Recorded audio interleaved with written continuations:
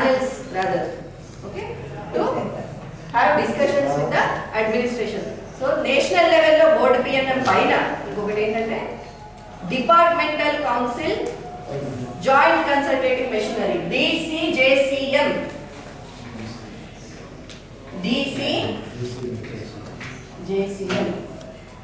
departmental council joint consultative machinery department acha board PNM ki ఈ DCJCM కి difference ఏంటి?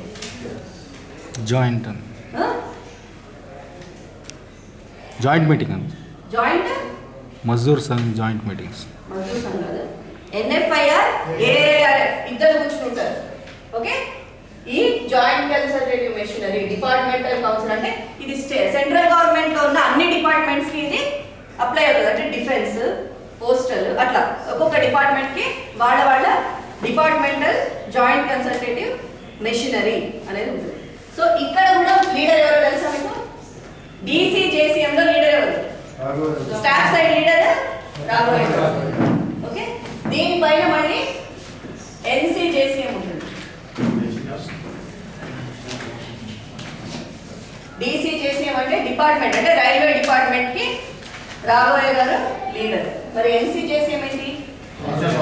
All departments coming together. Only central government departments coming together, they have formed one joint consultative machinery at national level. This will be presided by executive secretary of India, secretary of principal secretary of government of India, principal secretary.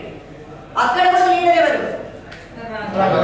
అంటే అన్ని department వాళ్ళందరినీ పెట్టుకొని ఆయన ఇక్కడ leader కూర్చుంటాడు, ఎదురుకుండా అందరు కూర్చుంటారు. అంటే మీరందరూ అర్థం చేసుకోవాలి. అంటే మన లీడర్ ఎక్కడి నుంచి ఎక్కడ వస్తుంది?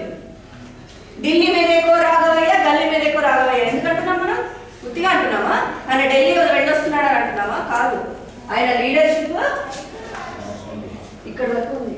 నేషనల్ అంటే మన రైల్వేకి కాదు, సెంట్రల్ గవర్నమెంట్ ఎంప్లాయీస్ మొత్తం అందరికీ కూడా ఆయనే లీడ్ చేస్తున్నారు. ఆయనే leader and national council joint consultative machinery.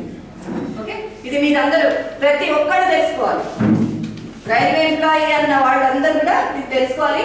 ఇవాళ నేను నేర్చుకున్నాను, మీరు వెళ్ళి 10 మంది చెప్పాలి. మీరు రేపు పొద్దున ఎవరైనా వచ్చి ఏం చేసింది మీ సంఘం అంటే ఇది మేము చేస్తుంది చెప్పాలి.